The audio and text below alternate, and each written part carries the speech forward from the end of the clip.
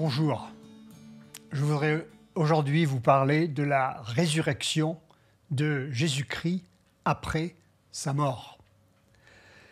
Il y a 4 évangiles qui ont été écrits, Matthieu, Marc et Luc et Jean. Ici, Luc a écrit d'abord un évangile, mais il a continué dans une lettre à Théophile le livre des Actes des Apôtres. C'est lui donc, Luc, qui l'a écrit. Ainsi, il relate le sermon de Pierre après la guérison de l'homme impotent, un mendiant qui mendiait à la porte du temple et qui n'avait jamais marché de sa vie. Sa guérison avait fasciné toute la foule et ce miracle opéré par Pierre au nom de Jésus avait vraiment interpellé les auditeurs.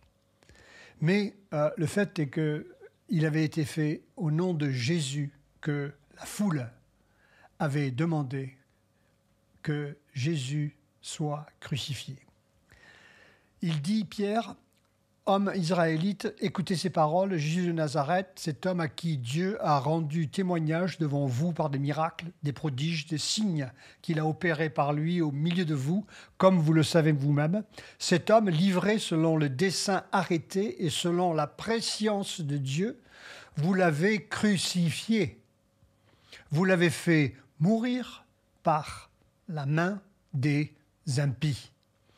Dieu l'a ressuscité en le délivrant des liens de la mort parce qu'il n'était pas possible qu'il fût retenu par elle. » Je saute maintenant au versets 32 et 33. « C'est ce Jésus que Dieu a ressuscité. Nous en sommes tous témoins.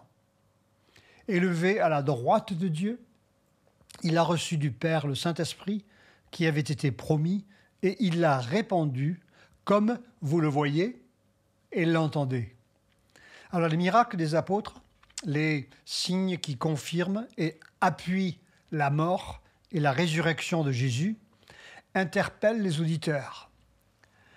Ils sont opérés par le Saint-Esprit que Jésus avait promis d'envoyer. Ils sont donc liés aux promesses de Jésus et à Jésus lui-même. Certains auditeurs me demandent parfois comment les pasteurs protestants argumentent leur point de vue, leur opinion, leur croyance à l'aide des Écritures. Souvent, ils citent des Écritures. Et le fait ici est que la plupart des gens doutent que ces Écritures soient authentiques et vraies. Alors, comment donc le savoir? Quiconque souhaite les vérifier, il existe aujourd'hui des manuscrits du 2e, du 3e siècle, des copies des textes originaux qui peuvent être consultés. Il y en a un, par exemple, la finale de Marc, qui est à la Bibliothèque nationale de Paris. En les comparant, il est facile de déterminer qu'ils viennent des mêmes sources originales trouvées dans la Bible qui nous a été transmise en hébreu et en grec. De plus, principalement, en la lisant, on découvre que l'écriture s'est authentifiée de par elle-même. C'est comme quand on va goûter un plat dans un restaurant, on indique que c'est de la sole, et quand on ne sait pas si c'est vraiment de la sole, après qu'on l'ait goûté et qu'on l'ait vu, qu'on ait vu sa forme. Alors, il est impossible de la découvrir sans la lire. Par exemple, parmi environ 300 autres prophéties, Matthieu cite la prophétie de Michée concernant la naissance de Christ, Matthieu 2,6 et Michée 5,2, où il est indiqué « Et toi, Bethléem Ephrata, de toi sortira un leader, et c'est lui dont les jours sont depuis toute l'éternité. » Et c'est en fait à cet endroit que Jésus fut né. Aussi, sa crucifixion dans Psaume 33, 16, il est indiqué, je vous le lis, « Car des chiens m'environnent, une bande de scélérats rôde autour de moi, ils m'ont percé mes mains et mes pieds. Je pourrais compter tous mes os, ils lui ont pas brisé des os. Eux, ils observent, ils me regardent, ils se partagent mes vêtements, ce qu'ils ont fait. Il tire au sort ma tunique. Psaume 22, 16 à 18. Et aussi sa résurrection. Jésus prédit dans Luc 18, 33 qu'il sera mis à mort et qu'il se relèvera. On le fera mourir et le troisième jour, il ressuscitera. Alors, l'écriture est ainsi, par l'accomplissement des prophéties de l'Ancien et du Nouveau Testament, devenue la règle, d'où le terme hébreu canon, l'unité de mesure hébraïque utilisée par extension pour évaluer la teneur divine de quoi écrit ou enseignement se réclamant de Dieu, de Yahweh. Dans le Nouveau Testament, Paul dit que 2 Timothée 3, 16 est une référence. Chaque parole est inspirée de Dieu. Alors, elle a autorité divine. Et vous savez, aujourd'hui, vous pouvez prendre n'importe quel journal et vous pouvez remarquer dans certaines pages, il y a des corrections, parfois des excuses. Il y a des procès qui sont faits par certains qui ont été diffamés et ils ont en fait, un autre journal rend compte de la perte du procès. Et donc, ces auteurs ont fait des erreurs ou bien ils ont diffamé. Et donc, on peut dire qu'un journal ne dit pas nécessairement la vérité. Ici, nous avons un document qui est la Bible, qui s'est toujours prouvé être vrai dans l'histoire. Aussi, des auteurs qui changent d'avis dans le temps. Vous connaissez bien des philosophes, des scientifiques. Vous l'avez récemment entendu avec l'histoire de la pandémie. Il fallait ne pas porter le masque. Ensuite, il faut porter le masque. Ils changent d'avis. Il y a certains médicaments qui étaient suggérés. Après, certains se sont rétractés. Non, il n'est pas bien. C'était le fameux pasteur Wigglesworth, au début du siècle dernier, qui, lui, lisait seulement sa Bible. C'est peut-être exagéré, mais je crois que nous ferons bien de lire plus de la Bible que n'importe quelle autre chose. D'autre part, les faits rapportés dans la Bible coïncident avec l'histoire et la géographie séculaire. Vous pouvez vérifier en Égypte les noms des pharaons, les endroits, les emplacements des villes, le fleuve du Nil. Vous pouvez aussi remarquer du temps de Rome et de leur occupation de Palestine, les noms. Vous pouvez voir, les consulter avec un historien séculaire qui s'appelle Joseph. Ainsi, selon la Confession de foi de Westminster, elle dit que, je vous lis, l'Écriture a été commise par écrit pour que la vérité soit mieux gardée des corruptions du diable et des hommes. La nature divine du contenu, les portées pratiques de la doctrine, l'objectif de l'ensemble, donner toute gloire à Dieu, la pleine révélation de l'unique chemin conduisant au salut. Cela n'est pas dans Charlie Hebdo ni le Sud-Ouest. Bref, ces éléments font que la parole de Dieu s'authentifie elle-même. J'espère que je ne vais pas avoir un procès. Revenant à la résurrection de Jésus, Matthieu relate ces faits dans Matthieu 28, 1. Après le sabbat, à l'aube du premier jour de la semaine, Marie de Magdala et l'autre Marie allèrent voir le sépulcre. Considérons ici le zèle que certaines femmes avaient, que les hommes parmi les disciples n'avaient pas. Elles étaient là, en premier. Voici, il y eut un grand tremblement de terre. Un ange du Seigneur descendit du ciel, vint rouler la pierre, s'assit dessus. Son aspect était comme l'éclair, son vêtement blanc comme la neige. Les gardes tremblèrent de peur et devinrent comme morts. Mais l'ange prit la parole et dit aux femmes, « Pour vous, ne craignez pas, car je sais que vous cherchez Jésus qui a été crucifié. Il n'est point ici, il est ressuscité. Comme il l'avait dit, venez, voyez le lieu où il était couché et allez promptement dire à ses disciples qu'il est ressuscité des morts. Et voici, il vous précède en Galilée. C'est là que vous le verrez. C'est un endroit qui était très familier aux disciples parce que c'est là qu'il avait connu, en Galilée. Voici, je vous l'ai dit, elles s'éloignèrent promptement du sépulcre avec crainte, avec une grande joie. Elles coururent porter la nouvelle aux disciples. Et voici, Jésus vint à leur rencontre et dit « Je vous salue ». Elles s'approchèrent pour saisir ses pieds et elles se prosternèrent devant lui. Alors Jésus leur dit « Ne craignez pas, allez dire à mes frères de se rendre en Galilée. Et c'est là qu'ils me verront. » Imaginez les deux maris. Oh, quelle surprise, quelle joie. Christ avait indiqué à l'avance qu'il serait tué et ressusciterait. De plus, il avait revendiqué être Dieu. Ainsi, la résurrection de Jésus est le point final, mettant un terme à la déchéance de l'homme qui avait commencé avec le péché d'Adam. Souvenez-vous, comme Paul le dit, en Adam, tous meurent, mais en Christ, tous vivent, parlant de nous qui croyons en lui. Cette doctrine est donc centrale et indispensable à l'Évangile.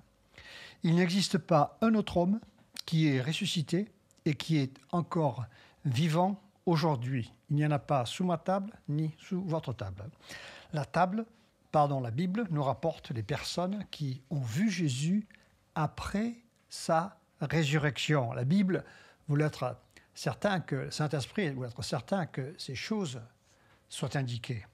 Il y a d'abord les 11 disciples dans Actes chapitre 1, verset 3. Après qu'il eut souffert, il leur apparut vivant, les 11. Et, parce qu'il n'y avait pas Judas, et leur en donna plusieurs preuves, se montrant à eux pendant 40 jours, pas seulement 2 jours, 3 jours, 10 jours, mais 40 jours, ils l'ont vu. Et parlant des choses qui concernent le royaume de Dieu.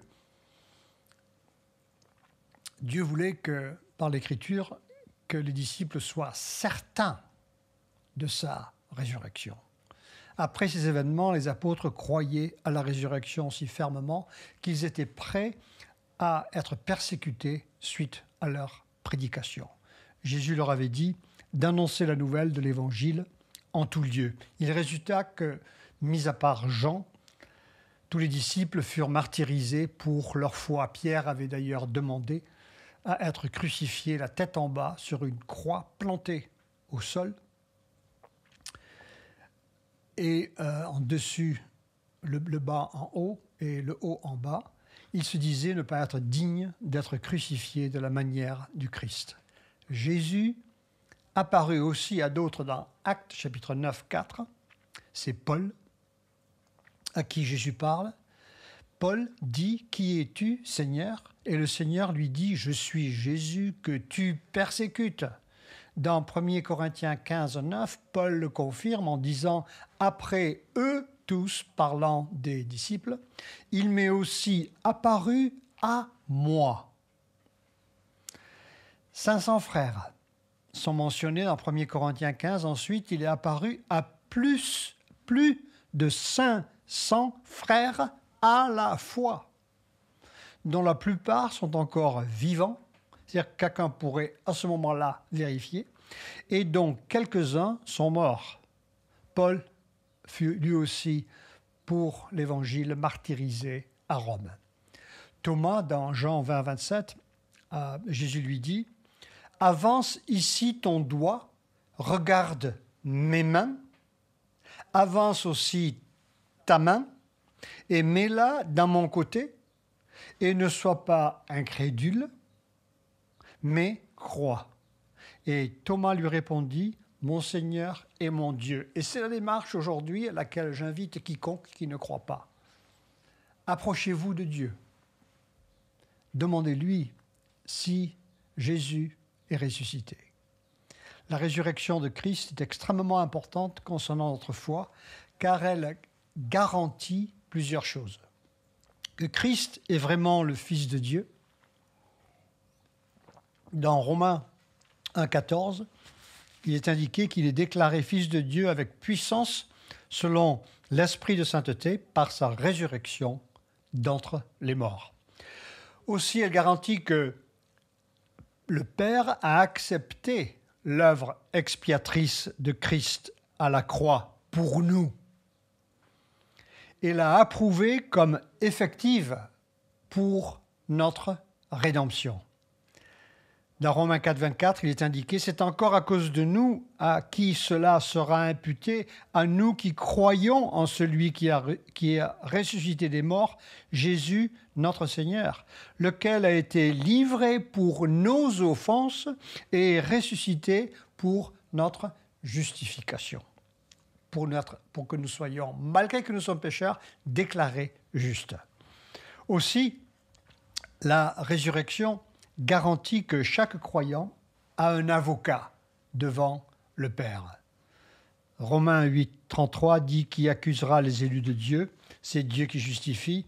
Qui les condamnera ? Christ est mort. Bien plus, il est ressuscité à la droite de Dieu et il intercède pour nous. » La résurrection garantit aussi que chaque croyant peut apprécier durant sa vie l'assurance de la vie éternelle. 1 Jean chapitre 5 verset 11 indique « Voici ce témoignage, c'est que Dieu nous a donné la vie éternelle et que cette vie est dans son Fils. Celui qui a le Fils a la vie, celui qui n'a pas le Fils n'a pas la vie. Je vous écris ces choses afin que vous sachiez que vous avez la vie éternelle, vous qui croyez au nom du Fils de Dieu. » La résurrection garantit aussi que les croyants seront eux aussi ressuscités comme Jésus l'a été. Et ça, c'est une très, très, très bonne nouvelle. Paul dit, chacun dans son rang, Christ comme prémisse, ce sont les premiers fruits, puis ceux qui appartiennent à Christ, lors de son avènement. Alors, nous aurons des nouveaux corps célestes. 1 Corinthiens 15 dit « Et de même que nous avons porté l'image du terrestre, nous avons eu ce corps ici. Nous porterons aussi l'image du céleste. Nous aurons un nouveau corps qui sera fait dans le paradis éternel, dans lequel on pourra se reconnaître et vivre pour l'éternité. » Philippiens 3, 20 dit « Mais notre cité à nous est dans les cieux, d'où nous attendons aussi comme sauveur le Seigneur Jésus-Christ, qui transformera le corps de notre humiliation, que vous soyez vacciné ou pas, que vous croyez au vaccin ou bien que vous êtes en attente et que vous ne le recevrez pas. En croyant en Christ, il transformera le corps de votre humiliation, en le rendant semblable au corps de sa gloire, celui que Marie et Marie-Madeleine ont vu, par le pouvoir qu'il a de s'assujettir toutes choses. Alors, pour nous, le cimetière n'est pas la fin, c'est le début. C'est pourquoi nous ne craignons rien, même pas le Covid. Dans 1 Jean 3, 2, il est indiqué, bien-aimés, nous sommes maintenant enfants de Dieu, et ce que nous serons n'a pas été manifesté, mais nous savons que lorsque cela sera manifesté, nous serons semblables à lui, parce que nous le verrons tel qu'il est. Ce ne sera pas une fin pour Jésus, mais plutôt un nouveau début. Depuis son ascension, il faut comprendre que Jésus règne, selon les Écritures, à la droite du Père.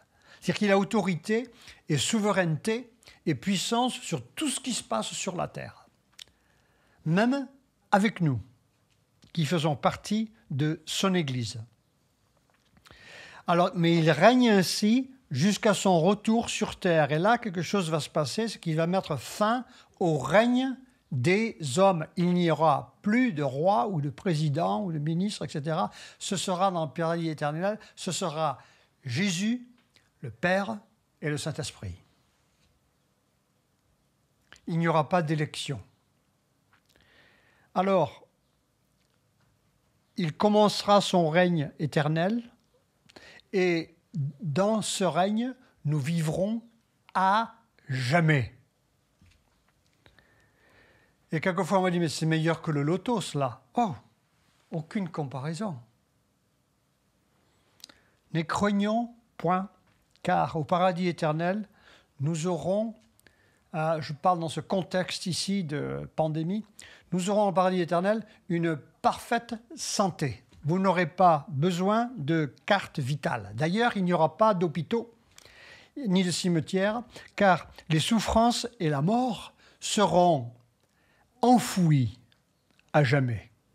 Nous serons aussi dans la présence de Dieu et nous en partirons jamais.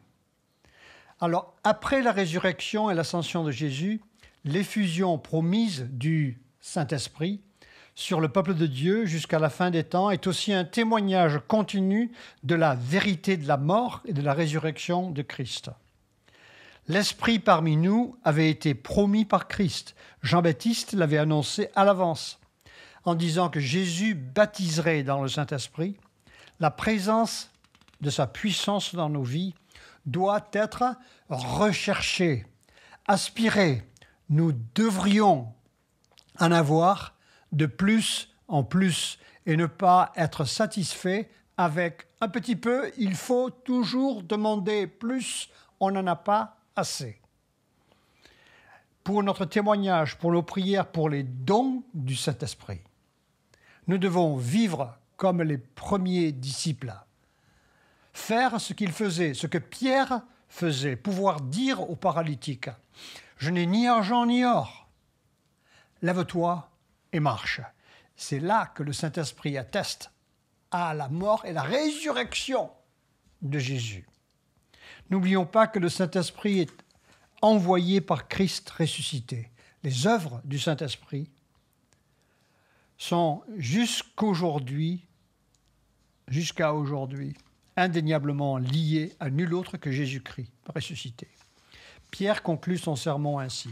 Il dit « Que toute la maison d'Israël sache donc avec certitude que Dieu a fait Seigneur et Christ, ce Jésus que vous avez crucifié. » Après avoir entendu ce discours, ils eurent le cœur vivement touché. Ils dirent à Pierre et aux autres apôtres, « Ô mes frères, que ferons-nous » Pierre leur dit, « Repentez-vous et que chacun de vous soit baptisé au nom de Jésus-Christ pour le pardon de vos péchés, et vous recevrez le don du Saint-Esprit. »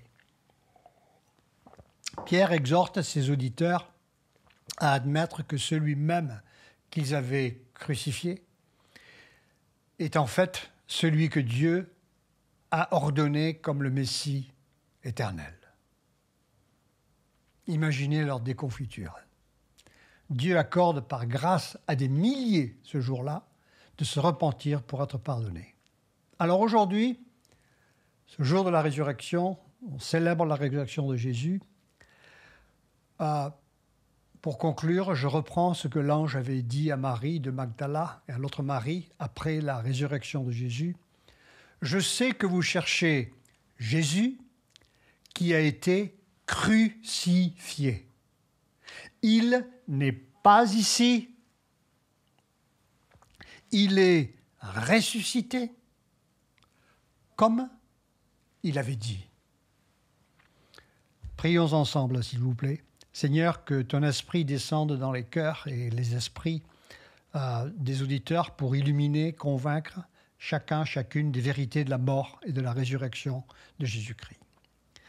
Que nous puissions comprendre que Jésus est le premier fruit de la résurrection et qu'à notre tour, nous aussi qui croyons, nous serons ressuscités comme Jésus le fut. Merci Seigneur pour ce que tu as accompli pour nous qui croyons dans cette attente de la vie éternelle pour aller rejoindre Jésus-Christ et tous nos frères et sœurs qui sont déjà au-delà. Fais ce que dit le psaume 73, verset 24. Tu me conduiras chaque jour par ton conseil. puis tu me recevras dans ta gloire. Quel autre ai-je au ciel que toi? Et sur la terre, je ne prends plaisir qu'en toi. Ma chair, mon cœur peuvent se consumer.